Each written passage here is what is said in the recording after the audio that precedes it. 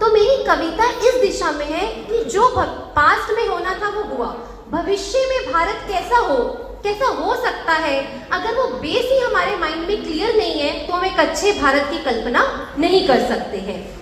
परदेसी आए सिंधु से इंदु इंडिया बनाकर चले गए। सिंधु नदी के बारे में आप लोगों को पता होगा, इंडस रिवर सिविलाइजेशन हम लोग पढ़ते हैं। तो जो परदेसी थे वो सिंधु ढंग से बोल नहीं पाते थे, अलग अलग शब्द बोलते थे, तो इंदु बोले, वहां से इंडिया बन गया। परदेसी आए सिंधु से इंदु इंडिया बनाकर चले गए। कहते हैं वास्को डिगामा आए इंडिया की खोज करके चले गए। क्या ये सत्य है? क्या ये सत्य है? कहते हैं वास्को डिगामा आए इंडिया की खोज करके चले गए।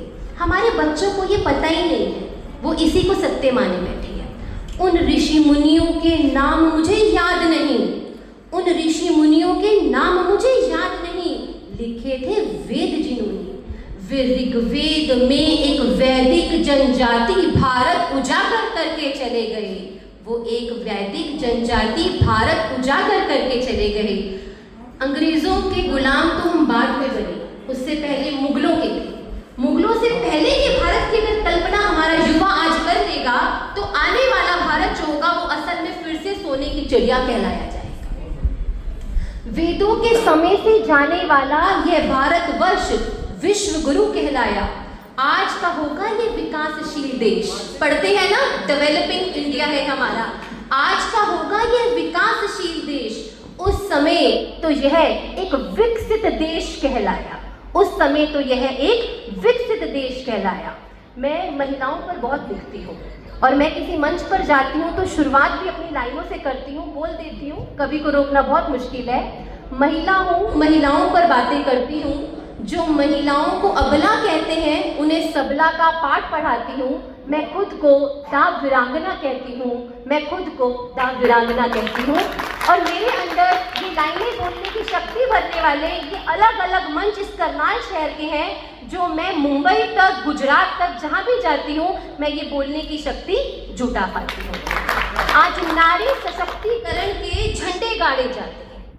भारत तो था ही स्त्री प्रधान देश, भारत तो था ही स्त्री प्रधान देश। मेरी एक कविता है, उसकी लाइन है तू दुर्गा तू ही सरस्वती, है तू दुर्गा तू ही सरस्वती, अब बारी आई बन संकट मोचन, उठा पहाड़ चला दे रावण, सबको बतला दे अब की हुआ तो मोमबत्ती नहीं पूरी लंका जलाएंगे, पूरी लंका जलाएंगे, पूरी लंका। तो मैं मेरे एक मंच से ये 4 पंक्तियां पढ़ रही थी, तो मेरे साथ में एक बहुत बड़े कवि बैठे थे। वो कहने लगे आप संकट मोचन कैसे हो सकती हो, आप तो संकट मोचनी हो। अभी तक मेरे भारत से ये आ और ई का डिफरेंस नहीं हटा। हम आज़ादी की बात करते हैं, हमें इस आज़ादी को हटाना, इस चीज़ को लेकर के आना है। तो उन्होंने बोला प्रियंका आज के टाइम पे तो ऐसा भारत आ गया है कि जब राम अपना बिजनेस नहीं चला पाता तो सीता चला लेती है, तुम कौन से दौर में हो? मैंने कहा मैं इस दौर में हूँ जब ये सीता अपना बिजनेस ना चला पाए तो राम आके मेरा बिजनेस संभाले, मैं इस दौर की नारी। तो पूछने लगे तुम कहाँ से आई हो? मैंने कहा मैं करनाल से आई हूँ। तो ये नारी की भावनाएं हमें बचपन से हमारे बच्चों को बतानी है, जो स्कूल के सिलेबस की किताबों में नहीं पाई जाती है। तो चलिए इसी के साथ आगे बढ़ते हैं।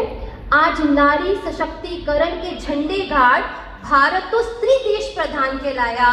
बेटी बचाओ बेटी पढ़ाओ होगा आज का नारा, बेटी बचाओ बेटी पढ़ाओ होगा आज का नारा। शुक्र है महर्षि दयानंद का जो महिलाओं को शिक्षित करके चले गए, शुक्र है महर्षि दयानंद का जो बेटियों को, महिलाओं को शिक्षित करके चले गए।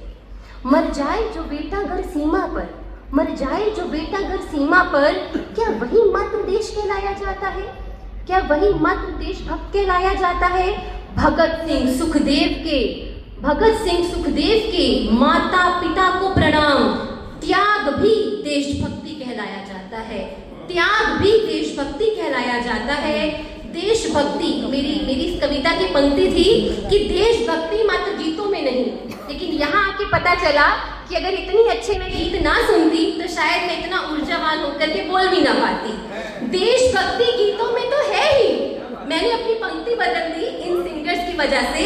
देशभक्ति गीतों में तो है ज्ञान विज्ञान। अब देखिए हमारे देश कितना आगे है, हमने चंद्रयान जैसे मिशन लॉन्च किए। हम कौन कौन सी टेक्नोलॉजीज लेकर के आ रहे हैं, 22 टाइप की पैडी कल्टीवेशन हो रही है हमारे अंदर। हमारे भारत से एक युवा साइंटिस्ट है जो स्पेस पे गया है। तो ज्ञान विज्ञान आजाद बेटियां। मैं गुजरात में हूँ जहाँ पे रात को 2 बजे तक मैं बाहर घूम सकती हूँ। यही दिशा हरियाणा में होनी चाहिए, यही स्थिति दिल्ली में होनी चाहिए। आजाद बेटियां, सुदृष्टि बेटे, सात्विक आहार। आजकल हम लोग मेंटल इलनेस से गुजर रहे हैं। फिजिकल हेल्थ एक पुराना कॉन्सेप्ट है, मेंटल इलनेस के आगे सात्विक आहार, ये सब भी जब सुधर जाएगा, ये सब भी देशभक्ति कहलाया जाएगा। उम्मीद है कि मैं आप तक पहुंच पा रही हूँ। मैं थोड़े नए विचारों के साथ इस चीज को लिख के आई हूँ। आइए मिलकर भारत का पुनर्निर्माण करें, आइए मिलकर भारत का पुनर्निर्माण करें, वेदों पर आधार और उपचार करें, संतान निर्माण करें। हम लोग बच्चों को डॉक्टर बनना सिखाते हैं, इंजीनियर बनना सिखाते हैं, पैसे कमाना सिखाते हैं। उन्हें एक अच्छा मनुष्य बनना, मानव बनना सिखाएं तो जाके हमारा देश आगे प्रगति पर जा पाएगा। मिट जाए जो आन बान शान पर, मिट जाए जो आन बान शान पर, ऐसा भारत में मानव का निर्माण करें, ऐसे भारत में मानव का निर्माण करें। आइए मिलकर भारत का पुनः निर्माण करें, आइए मिलकर भारत का पुनः निर्माण करें। Thank you ma'am doctor parade का। बहुत अच्छे विचार हैं, आप ऑफिसर भी हैं आप, तो और भी अच्छा लगा। और लीजिए